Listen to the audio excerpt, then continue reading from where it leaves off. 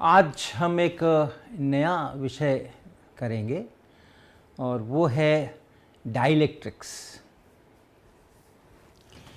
तो आप जानते हैं डाइलेक्ट्रिक्स के बारे में।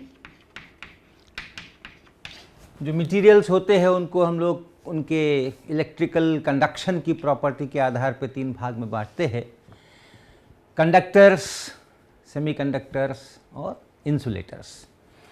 तो जो कंडक्ट बहुत कम करते हैं, नहीं करते हैं, वो इंसुलेटर की श्रेणी में आते हैं, और कंडक्टर्स जो कि अच्छी तरह से कंडक्ट करते हैं, और सेमीकंडक्टर बीच वाले।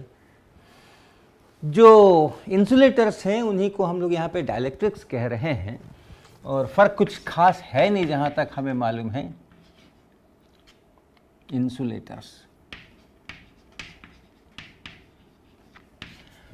केवल मेरा फोकस किस प्रॉपर्टी पे है उसके आधार पे कभी हम उसको इंसुलेटर कहते हैं, कभी उनको हम डाइलेक्ट्रिक कहते हैं। तो हम जैसे इस चैप्टर के अंदर बढ़ते हैं उसका क्लियर होगा कि हम उसको डाइलेक्ट्रिक्स कब कहते हैं, इंसुलेटर्स कब कहते हैं। नॉर्मली फ़र्क क्या है कंडक्टर में? कंडक्टर की चर्चा हम लोगों ने काफ़ी की है, कंडक्टर्स की चर्चा हम लोगों ने काफ़ी की है। कंडक्टर्स हैं और इधर डाइलेक्ट्रिक्स हैं, और इसका बेसिक जो फ़र्क है, क्यों कोई कंडक्टर कंडक्टर है, क्यों कोई मेटल कंडक्टर है, तो बेसिक जो है वो है कि it contains large number of free electrons. और फ्री इलेक्ट्रॉन्स किसको कहते हैं हम?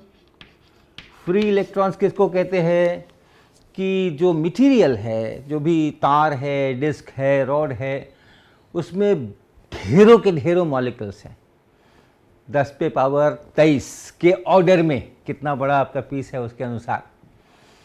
तो ढेरों के ढेरों जो वो मॉलिक्यूल्स हैं और ढेरों के ढेरों जो एटम्स हैं, उनमें ढेरों के ढेरों इलेक्ट्रॉन्स भी हैं।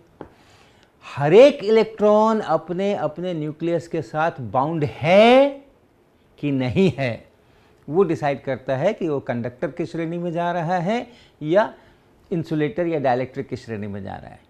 सेमीकंडक्टर बहुत अलग सी चीज़ है, उसका पूरा फिजिक्स ही अलग है। तो अगर ऐसा है कि एक मॉलिक्यूल, एक एटम के अंदर में या एक मॉलिक्यूल के अंदर में, या जो भी उसका क्रिस्टल स्ट्रक्चर है उसमें, एक यूनिट के अंदर में जितने इलेक्ट्रॉन्स हैं, उन सबका कोई ना कोई पेरेंट एटम है, या अगर बॉन्डिंग में है तो इसके और इसके बीच में उसकी शेयरिंग है। लेकिन वो पक्का है कि वो उस एटम के साथ या एटम्स के साथ में वो बाउंड है, वो बंधा हुआ है, वो उसको छोड़ करके कहीं जा नहीं सकता है। तो अगर ऐसे जो हमारे इलेक्ट्रॉन्स होते हैं, अंदर के इलेक्ट्रॉन्स, वैलेंस इलेक्ट्रॉन्स कहते हैं हम अक्सर उसको, तो वो जब श्रेणी आती है जिसमें कि सभी इलेक्ट्रॉन्स, सभी मतलब स्टैटिस्टिक्स है, इक्का दुक्का की बात अलग है। टेम्परेचर के कारण से किसी की एनर्जी ज़्यादा हो गई, किसी की कम हो गई, तो किसी ने अपने एटम को छोड़ दिया, वो अलग बात है। लेकिन बाय डिफ़ॉल्ट सभी के सभी जो इलेक्ट्रॉन्स हैं, हर इलेक्ट्रॉन के बारे में मैं कह सकता हूँ ये किस वाले एटम का इलेक्ट्रॉन है, या किस वाले एटम्स के बीच में इसकी शेयरिंग हो रही है। तो ऐसा अगर उसका एड्रेस फिक्स्ड है हर इलेक्ट्रॉन का, तब फिर उसको हम लोग डाइलेक्ट्रिक की श्रेणी में लाते हैं। उसमें फ्री नहीं है इलेक्ट्रॉन, सारे इलेक्ट्रॉन्स जो हैं बाउंड हैं।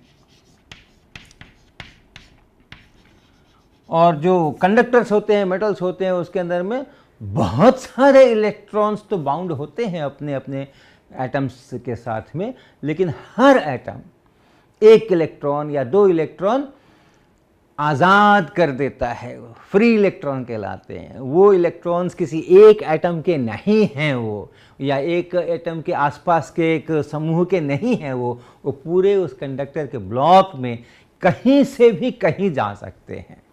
किसी भी एटम के ऊपर से हॉप करके कहीं और जा सकते हैं, वहाँ से हॉप करके कहीं और जा सकते हैं, वहाँ से हॉप करके कहीं और जा सकते हैं। तो उनको हम लोग फ्री इलेक्ट्रॉन्स कहते हैं, कि वो उनका कोई परमानेंट एड्रेस नहीं है कि वो इस वाले जगह के हैं, वो यहाँ के हैं, ऐसा नहीं है। तो वो फ्री इलेक्ट्रॉन्स कहलाते हैं। और कंडक्टर्स में बहुतायत में होते हैं, क्योंकि हर एटम एक इलेक्ट्रॉन अगर दे दे, और 10 पे पावर 23 के ऑर्डर के आपके टोटल एटम्स हैं वहाँ पे, डिपेंडिंग ऑन कि कितना बड़ा वो पीस आप ले रहे हैं, तो उतने फ्री इलेक्ट्रॉन्स हो जाते हैं, तो उसको हम लोग कंडक्टर्स कहते हैं, क्योंकि वही कंडक्ट करता है, इलेक्ट्रिसिटी को वही कंडक्ट करता है। बैटरी लगाओगे तो, या अगर आपने इलेक्ट्रोस्टैटिक में चार्ज रख दिया है तो यही जो फ्री इलेक्ट्रॉन्स हैं वही रीडिस्ट्रीब्यूट होकर के सरफेस पे जाते हैं, ये वो करते हैं, अंदर में इलेक्ट्रिक फील्ड जीरो बनाते हैं एंड सो ऑन। और ये जो कैटेगरी है डाइलेक्ट्रिक्स की, इसके अंदर में उस प्रकार के इलेक्ट्रॉन्स नहीं हैं, और उस प्रकार के इलेक्ट्रॉन्स नहीं होने के कारण से इसमें कंडक्शन भी मामूली होता है या नहीं होता है। और हम जिसकी बात इस चैप्टर में करेंगे वो कंडक्शन की बात नहीं करके और एक दूसरी बात हम करेंगे, जिसके लिए कि इसका नाम अलग किया गया है, इंसुलेटर की जगह डाइलेक्ट्रिक भी बोलते हैं उसको, और उसका नाम है, वो जो फिनोमेना है जो इस तरह के इसमें होता है, इंसुलेटर्स में होता है, और जिसके कारण से उसको हम डाइलेक्ट्रिक बोलते हैं, उस फिनोमेना को कहते हैं हम पोलराइजेशन।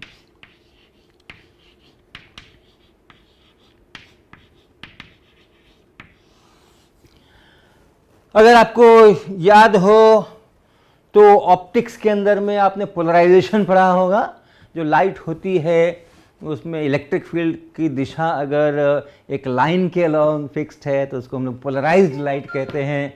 रैंडमली अगर वो घूम फिर सकता है, वो इलेक्ट्रिक फील्ड की दिशा बदल सकती है, तो उसको हम लोग अनपोलराइज्ड करते हैं। उस पोलराइजेशन से अभी जो मैं पोलराइजेशन लिख रहा हूँ उसका कोई रिश्ता नाता नहीं है, ध्यान रखिएगा, ये बिल्कुल अलग चीज़ है। क्या? अब देखिए, जो हमारे एटम्स हैं या मॉलिक्यूल्स हैं जिनसे वो मटेरियल बना है, तो उनमें एक इलेक्ट्रिक चार्ज न्यूट्रल होते हैं। साधारणतः सभी एटम्स जो अपने आप में, हर एटम इलेक्ट्रिकली न्यूट्रल होता है, हर मॉलिक्यूल अपने आप में इलेक्ट्रिकली न्यूट्रल होता है। या अगर आप क्रिस्टल स्ट्रक्चर में एक यूनिट लेते हैं, छोटा यूनिट लेते हैं, तो नॉर्मली वो अपने आप में न्यूट्रल होता है।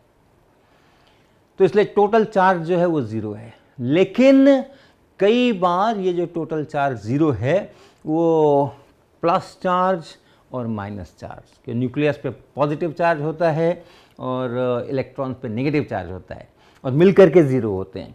तो ये दोनों जो हैं वो इस तरह से अरेंज्ड होते हैं कि टोटल चार्ज ज़ीरो होने के बाद भी एक उनका डाइपोल मोमेंट होता है। आप जानते हैं अगर माइनस क्यू प्लस क्यू दो चार्जेस हैं तो टोटल चार्ज तो ज़ीरो है, लेकिन अगर वो सेपरेटेड हैं तो उनका डाइपोल मोमेंट है Q इंटू डी, और वेक्टर है नेगेटिव से पॉजिटिव की तरफ हमारे कन्वेंशन में, तो उनका एक डाइपोल मोमेंट होता है। तो ये जो हमारे एटम्स हैं या मॉलिक्यूल्स हैं या जो भी यूनिट है, न्यूट्रल तो है लेकिन उसमें डाइपोल मोमेंट हो सकता है। जैसे पानी का मॉलिक्यूल है, आप जानते हैं पानी का मॉलिक्यूल, उसमें ऑक्सीजन है, हाइड्रोजन है, ऐसा करके चित्र बनाते हैं हम लोग। तो 8 प्रोटॉन्स यहाँ हैं, एक प्रोटॉन यहाँ है, एक प्रोटॉन यहाँ है, उसकी तो जगह फिक्स्ड है। ये 8 प्रोटॉन्स का न्यूक्लियस यहाँ है, एक प्रोटॉन का न्यूक्लियस यहाँ है, एक प्रोटॉन का न्यूक्लियस यहाँ है, न्यूट्रॉन अपनी जगह पर 8 के साथ में है। तो ये तो पॉजिटिव चार्जेस तो फिक्स्ड हैं, लेकिन जो नेगेटिव चार्जेस हैं 10 इलेक्ट्रॉन्स हैं, वो 8 इलेक्ट्रॉन अब यहाँ सिमेट्रिकली डिस्ट्रीब्यूटेड नहीं है।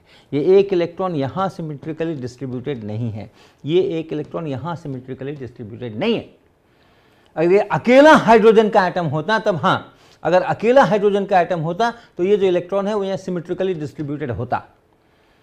लेकिन पानी के मॉलिक्यूल के अंदर में अगर ये हाइड्रोजन एटम है तो ये इलेक्ट्रॉन क्लाउड्स यहाँ सिमेट्रिकली डिस्ट्रीब्यूटेड नहीं है। इसी तरह ये 8 जो इलेक्ट्रॉन्स हैं ये भी कुल मिला करके सिमेट्रिकली डिस्ट्रीब्यूटेड नहीं है।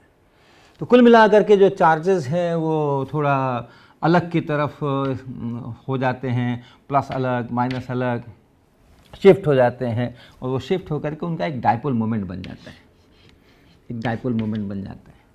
तो ऐसा भी होता है, और ऐसा भी होता है कि डाइपोल मोमेंट नहीं बनता है। कार्बन डाइऑक्साइड है, कार्बन इधर है, ऑक्सीजन इधर है, ऑक्सीजन इधर है, यहाँ भी शिफ्टिंग विफ्टिंग हो रही है, लेकिन फिर इधर का डाइपोल मोमेंट, इधर का डाइपोल मोमेंट मिलकर के टोटल मॉलिक्यूल का डाइपोल मोमेंट ज़ीरो भी है, हो सकता है। तो ये जो है, अगर ये डाइपोल मोमेंट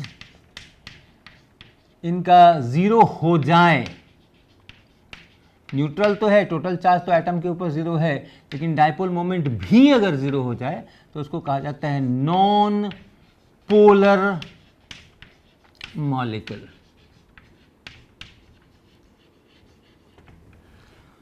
और ऐसा सब्सटेंस जो बनता है इस तरह के एटम्स के द्वारा, इस तरह के मॉलिक्यूल्स के द्वारा, उसको फिर नॉन पोलर डाइलेक्ट्रिक कहेंगे हम, नॉन पोलर डाइलेक्ट्रिक। और अगर वो पानी वैरायटी का है जिसमें कि एक परमानेंट डायपोल मोमेंट, हर एक एटम के पास में एक डायपोल मोमेंट है, तो उसको हम लोग कहते हैं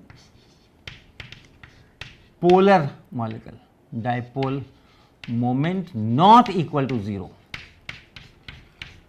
और इस तरह का जो, तो इसको कहते हैं पोलर मॉलिक्यूल। मैं मॉलिक्यूल जनरल वर्ड कह रहा हूं, एटम भी हो सकता है, मॉलिक्यूल भी हो सकता है, या कोई एक यूनिट भी हो सकता है क्रिस्टल का। तो ये पोलर मॉलिक्यूल और इस तरह का जो मटेरियल है वो पोलर डाइलेक्ट्रिक कहलाता है।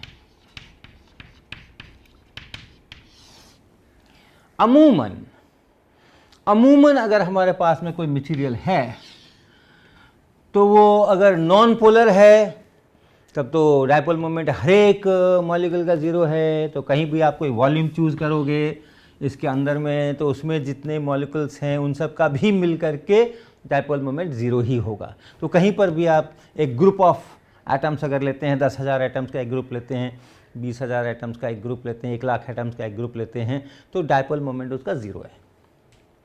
लेकिन पोलर अगर है तो हर एक मॉलिक्यूल के अंदर में अगर डायपोल मोमेंट है तो भी सामान्य स्थिति में जब हमने कुछ आइसोलेटेड जस्ट रखा हुआ है तो वो जो हर एक मॉलिक्यूल है उनका भी जो ओरिएंटेशन है वो ओरिएंटेशन एक दूसरे से रैंडमली अलग होता है। अमूमन तो एक का अगर इधर डायपोल मोमेंट है तो एक का इधर है, एक का इधर है, एक का इधर है, एक का इधर है, ऐसे रैंडमली डिस्ट्रीब्यूटेड होता है। तो अगर हमने एक वॉल्यूम लिया जिसमें कि मान लो 15,000 मॉलिक्यूल्स है और 15,000 ने अगर इधर उधर उधर उधर अपना रैंडमली ओरिएंटेशन किया हुआ है तो उस वॉल्यूम के अंदर का टोटल डायपोल मोमेंट 0 हो जाएगा। यद्यपि हर एक मॉलिक्यूल के पास में डायपोल मोमेंट है, लेकिन उस जो हमने वॉल्यूम चूज़ किया जिसमें 20,000 और 20,000 मॉलिक्यूल होते ही कितने हैं, अगर आप उसको सेंटीमीटर क्यूब में सोचोगे तो 20,000 होते ही कितने हैं, एवोगैड्रो नंबर के ऑर्डर में जाते हैं। अगर आप मॉलिक्यूल का जितना है मॉलिकुलर मास उतने ग्राम ले लीजिए तो 6 × 10⁻23। तो अगर हमने 0.1 ग्राम या मिलीग्राम भी लिया तो उसके अंदर में बहुत लाखों आइटम आने वाले हैं। तो अगर हमने इतना छोटा सा भी वॉल्यूम लिया है तो भी उसमें बहुत सारे मॉलिक्यूल्स हैं, रैंडमली ओरिएंटेड हैं, इसलिए उसमें भी टोटल जो डायपोल मोमेंट है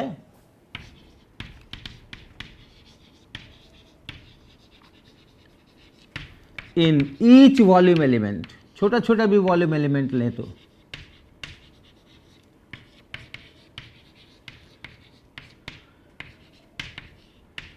दोनों के लिए, both for polar and non polar,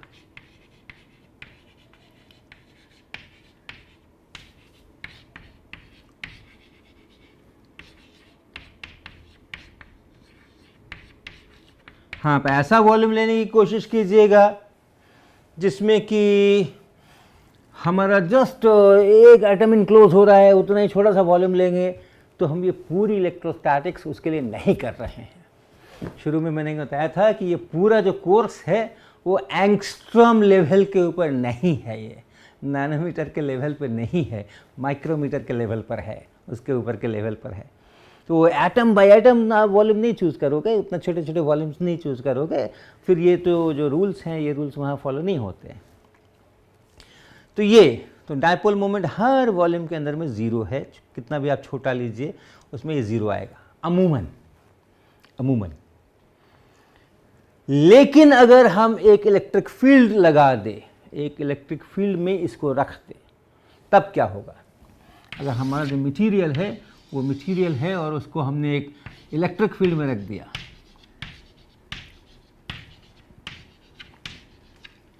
तो ये जो इलेक्ट्रिक फील्ड है at the site of those molecules, ये क्या करेंगे? अगर ये पोलर मटेरियल है तो हर एक मॉलिक्यूल का एक डायपोल मोमेंट है और आपने वहाँ एक इलेक्ट्रिक फील्ड बना रखा है, तो इतना टॉर्क लगेगा। अगर डायपोल मोमेंट है, एक डायपोल है -q + q का डायपोल है, और आप इलेक्ट्रिक फील्ड में इसको रख दीजिए, ऐसा इलेक्ट्रिक फील्ड में रख दीजिए, तो ये इस पर इधर को फोर्स लगाएगा और ये इलेक्ट्रिक फील्ड इस पर इधर को फोर्स लगाएगा और वो टॉर्क बनाएगा और इसको टर्न करके फील्ड के पैरेलल इसको कर देगा। तो अगर ये पोलर मटेरियल है, अगर हर एक मॉलिक्यूल में ये डायपोल मोमेंट है, तो फिर इलेक्ट्रिक फील्ड में रखने पे ये टॉर्क लगेगा और ये टॉर्क लग करके ये जो इसका डायरेक्शन है, ये डायरेक्शन इलेक्ट्रिक फील्ड की तरफ घूमेगा। लेकिन ये ऐसा फ्री नहीं है कि घूम जाएगा, इलेक्ट्रिक फील्ड इसको घुमाने की कोशिश करेगा, लेकिन बाकी का जो मटेरियल है, उसके जो एटम्स है जो उनको बांध करके रखे हुए हैं, वो हो सकता है कि उसको घूमने नहीं भी दें। तो अब जितना आप स्ट्रॉन्ग इलेक्ट्रिक फील्ड लगाओगे उतना वो ज़्यादा घूमेगा। इलेक्ट्रिक फील्ड के डायरेक्शन में पूरा आ जाए, इसके लिए आपको शायद बहुत सा स्ट्रॉन्ग फील्ड लगाना पड़े। थोड़ा सा फील्ड लगाएंगे तो थोड़ा सा उसका डायरेक्शन उस तरफ को, इलेक्ट्रिक फील्ड की तरफ को थोड़ा शिफ्ट होगा। तो जो रैंडम ओरिएंटेशन है उसकी रैंडमनेस में कमी आएगी। अब थोड़ा सा एक प्रेफरेंस मिलेगा इलेक्ट्रिक फील्ड की डायरेक्शन को कि ये मॉलिक्यूल्स के जो डायपोल मोमेंट है उधर की तरफ जाएंगे।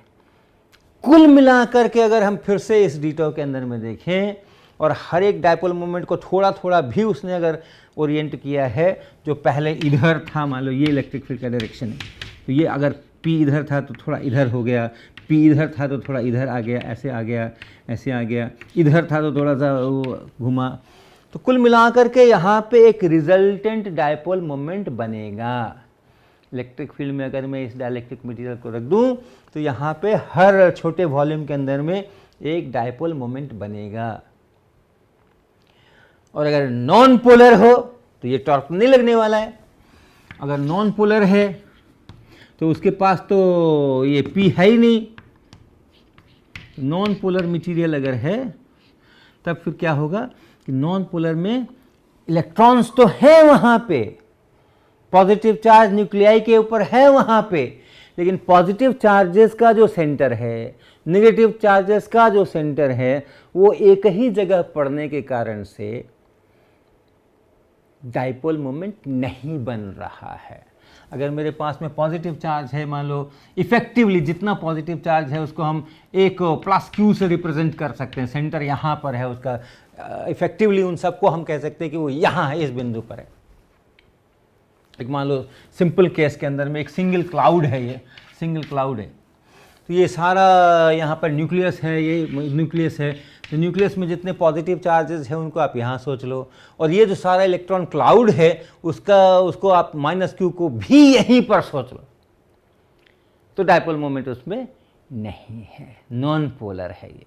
लेकिन है, क्लाउड्स तो हैं, क्लाउड अलग है, पॉजिटिव चार्ज अलग है, नेगेटिव चार्ज अलग है, वो एक ही जगह पे पड़ रहे हैं, ओवरलैप ऐसा हो रहा है, नेगेटिव का सेंटर पॉजिटिव का सेंटर एक ही जगह पड़ रहा है, अलग बात है। लेकिन ये इलेक्ट्रॉन क्लाउड्स भी हैं यहाँ पे, नेगेटिव चार्ज, और न्यूक्लियस के कारण से पॉजिटिव चार्जेस भी हैं, उनको भी हम एक +q से रिप्रेजेंट कर रहे हैं, और जितना माइनस है उनको -q से रिप्रेजेंट कर रहे हैं, और दोनों एक ही जगह फॉल कर जा रहे हैं, तो नॉन पोलर हो गया। इलेक्ट्रिक फील्ड लगाया हमने, क्या हुआ, इलेक्ट्रॉन्स क्लाउड्स जो हैं वो इलेक्ट्रिक फील्ड के प्रभाव में उसके विपरीत दिशा में जाने की कोशिश करेंगे, फोर्स लगेगा उनके ऊपर। पॉजिटिव चार्जेस पर भी फोर्स लगेगा, पॉजिटिव चार्जेस साधारणतः हेवी होते हैं तो उनका थोड़ा कम डिस्प्लेसमेंट, काफ़ी कम डिस्प्लेसमेंट होगा, लेकिन जो नेगेटिव चार्जेस है वो तो उसको रिस्पॉन्ड करेंगे। तो अगर ऐसा इलेक्ट्रिक फील्ड हो, ऐसा अगर इलेक्ट्रिक फील्ड हो तो ये नेगेटिव क्लाउड जो है नीचे शिफ्ट हो जाएगा, और नीचे शिफ्ट होने के कारण से ये -q जो यहाँ पहले था वो अब थोड़ा नीचे आ गया, ये +q अगर यहाँ पर है तो -q यहाँ आ गया, और यहाँ आने से उस मॉलिक्यूल में जो पहले डायपोल मोमेंट नहीं था अब डायपोल मोमेंट बन गया। और जितना ज़्यादा स्ट्रॉन्ग इलेक्ट्रिक फील्ड हम लगाएंगे उतना ये ज़्यादा नीचे पुल होगा। अभी भी ये बाउंड है, ये इलेक्ट्रॉन्स इनको छोड़ करके नहीं जा रहा है, अभी भी ये बाउंड है, लेकिन शिफ्ट हो रहा है। तो जितना ज़्यादा शिफ्ट होगा उतना ज़्यादा डाइपोल मोमेंट यहाँ पे क्रिएट होगा।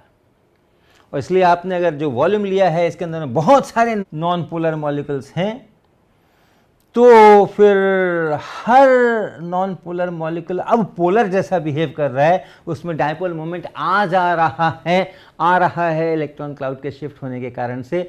हर एक का डाइपोल मोमेंट बन रहा है और सब एक ही दिशा में बन रहे हैं, सारे डाइपोल मोमेंट एक ही दिशा में बन रहा है, कि यही इलेक्ट्रिक फील्ड क्लाउड्स को पुल कर रहा है, तो नीचे ही लाएगा, वो ऊपर नहीं ले जाएगा या टेढ़ा मेढ़ा नहीं ले जाएगा। तो ये जितने मॉलिक्यूल्स हैं उन सबके चूंकि डाइपोल मोमेंट एक ही डायरेक्शन में है, ऐड हो करके एक फिर से आपको रिजल्टेंट डाइपोल मोमेंट इसमें से मिलेगा। तो नॉन पोलर में भी ये पोलर में टॉर्क लगेगा and dipole moment appear in each volume element. और यही सेंटेंस जो है, यही सेंटेंस हम इसके लिए भी लिख सकते हैं, यस इसके लिए भी, in presence of electric field. Electric field जब आप लगाओगे तो पोलर हो या नॉन पोलर हो, दोनों हालत में हर वॉल्यूम एलिमेंट के अंदर एक डाइपोल मोमेंट क्रिएट होगा। और यहां से हम एक क्वांटिटी को डिफाइन करते हैं जिसका नाम है पोलराइजेशन। वो क्या कि आप मटेरियल है आपका, उस मटेरियल में आपने एक कोई छोटा वॉल्यूम लिया डी टॉ, ये वॉल्यूम लिया, उस वॉल्यूम के अंदर में टोटल डाइपोल मोमेंट कितना है वो आपने नापा। ये सभी मॉलिक्यूल्स मिला करके टोटल डाइपोल मोमेंट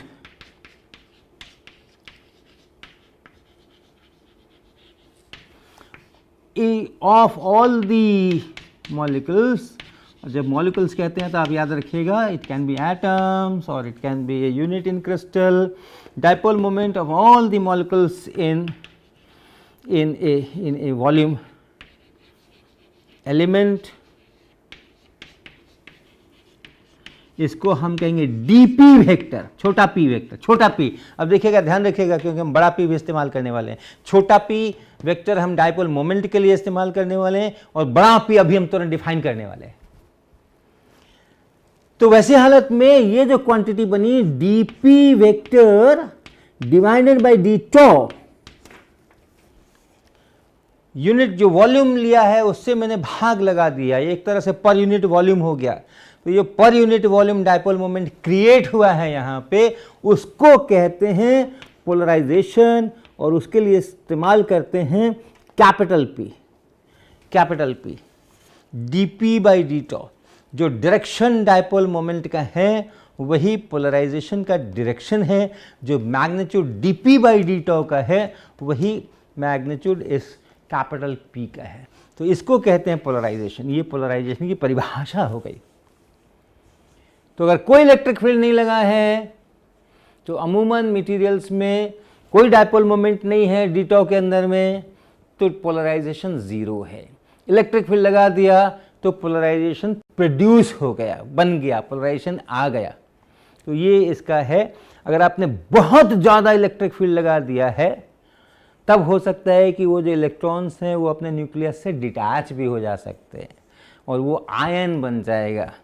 और ये जो इलेक्ट्रॉन बाहर आ गया है वो फ्री इलेक्ट्रॉन बन जाएगा। तब वो कंडक्टर की तरह, थोड़ा थोड़ा कंडक्टर की तरह, कितने निकल गए, कितने एटम्स टूट गए, कितने एटम्स में से इलेक्ट्रॉन बाहर निकल गए। और अगर इलेक्ट्रिक फील्ड काफ़ी ज़्यादा है तो बहुतायत में निकालेगा, एक में निकालेगा तो दूसरे में भी निकालना उसका लाजिमी है, लगभग उतनी संभावना उसमें भी होगी, एक जैसा अगर यूनिफॉर्म मटेरियल है। तो फिर वो जो डाइलेक्ट्रिक है वो एक कंडक्टर की तरह बिहेव करने लग जाएगा। वो इंसुलेटिंग प्रॉपर्टी उसकी खत्म हो गई है। इसको कहते हैं डाइलेक्ट्रिक ब्रेकडाउन। वेरी स्ट्रॉन्ग ई फील्ड, तो उससे बनता है डाइलेक्ट्रिक ब्रेकडाउन।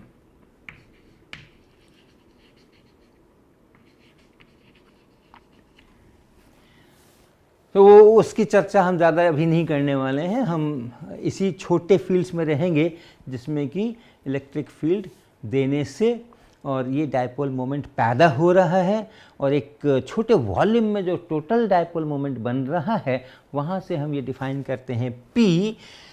और अगर हमने उतना ही बड़ा वॉल्यूम यहाँ लिया तो कोई ज़रूरी नहीं है कि जितना यहाँ पे डायपोल मोमेंट बना है उतना ही यहाँ भी डायपोल मोमेंट बने, ज़रूरी नहीं है, होगा अक्सर लेकिन ऐसा ज़रूरी नहीं है। ऐसे भी मटेरियल हो सकते हैं जिसमें कि अलग अलग जगह पे अलग, या इलेक्ट्रिक फील्ड नॉन यूनिफॉर्म है।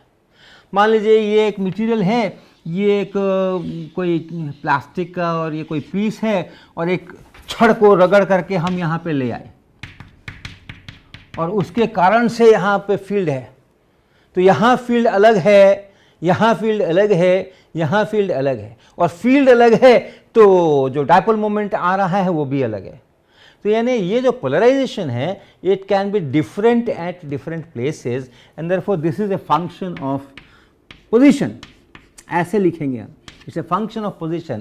तो ये एक फील्ड है, ये वेक्टर फील्ड है। ये वेक्टर फील्ड शब्द आपको याद होगा, अगर कोई ऐसी क्वांटिटी है, वेक्टर क्वांटिटी है जो कि स्पेस पॉइंट, अलग अलग स्पेस पॉइंट पर अलग अलग उनके वैल्यूज होते हैं, तो उनको हम लोग वेक्टर फील्ड कहते हैं।